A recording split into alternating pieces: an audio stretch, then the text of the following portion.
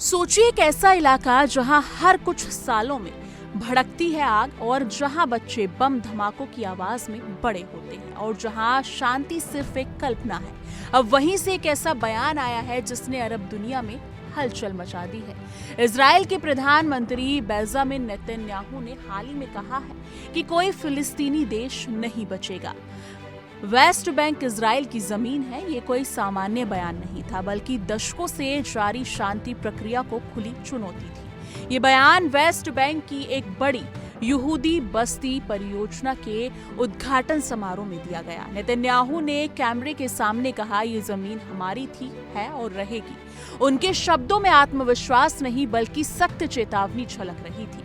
फिलिस्तीनियों को, अरब देशों को और शायद पूरी दुनिया को। इससे ये साफ हो गया कि नेतन्याहू की सरकार अब वेस्ट बैंक को लेकर किसी समझौते के मूड में नहीं है। ये बयान आने वाले महीनों में मिडिल ईस्ट के लिए बहुत कुछ तय कर सकता है।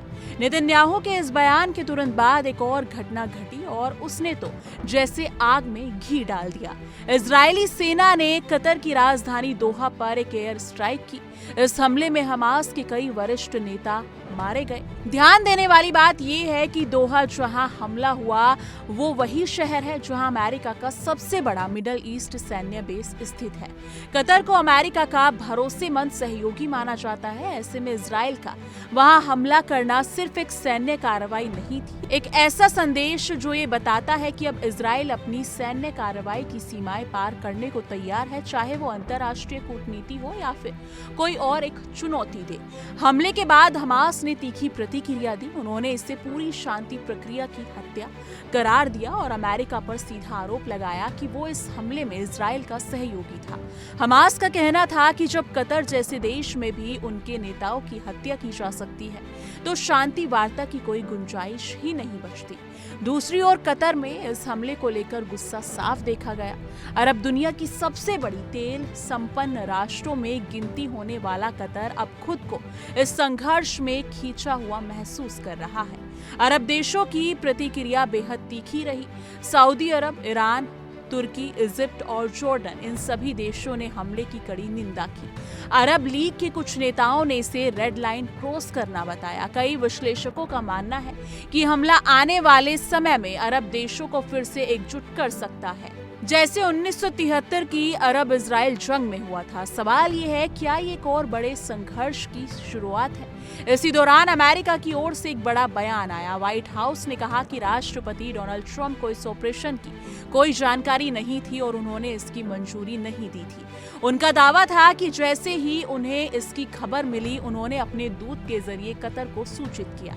लेकिन इस पर विश्वास करना मुश्किल है क्योंकि अमेरिका का इंटेलिजेंस नेटवर्क इतना मजबूत है कि इसे दोहा में किसी भी हलचल की जानकारी पहले से होनी चाहिए थी। तो क्या अमेरिका सच में अंधेरे में था या बस पब्लिक इमेज बनाने की कोशिश कर रहा है? भारत के लिए भी ये घटनाक्रम काफी संवेदनशील है। जी हाँ, भारत ने हमेशा से फिलिस्तीन के अधिकारियों का समर्थन किया है, लेकिन पिछले 2 दशकों में इजराइल के साथ उसके रक्षा और तकनीकी रिश्ते बहुत गहरे हुए हैं। अब जब नेतन्याहू खुद कह रहे हैं कि कोई फिलिस्तीनी देश नहीं बचेगा, तो भारत के लिए न्यूट्रल रहना मुश्किल हो सकता है। भारत की विदेश नीति को अब नए सिरे से सोचना पड़ेगा। क्या हम सिर्फ रणनीतिक हित देखेंगे या नैतिकता और अंतर्राष्ट्रीय कानून का भी ध्यान रखें?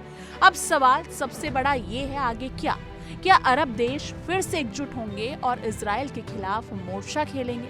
क्या अमेरिका खुलकर इजराइल का साथ देगा या बैकफुट पर आ जाएगा? और सबसे महत्वपूर्ण, क्या वाकई अब 2 राष्ट्र सिद्धांत का अंत हो चुका है? क्या फिलिस्तीन कभी एक आजाद देश बन पाएगा? इतिहास बताता है कि मिडिल ईस्ट में एक छोटी चिंगारी भी बड़े विस्फोट में बदल सकती है। नेतन्याहू का बयान और कतर पर हमला, ये दोनों घटनाएं ऐसी चिंगारियां हैं जो किसी भी समय ज्वालामुखी बन सकती हैं। ये सिर्फ इजराइल और फिलिस्तीन का मुद्दा नहीं है, ये वैश्विक शांति, कानून और इंसानियत से जुड़ा मामला है। तो दोस्तों, आपकी क्या राय है इस मुद्दे को लेकर? आप क्या सोचते हैं? क्या नेतन्याहू का बयान सही है? जी हाँ, क्या वेस्ट बैंक इजराइल का हिस्सा है या फिलिस्तीन का अधिकार? और क्या भारत को अब खुलकर कोई पक्ष चुनना चाहिए? इस मुद्दे को लेकर आप क्या सोचते हैं? कमेंट सेक्शन में अपनी राय जरूर साझा कीजिएगा।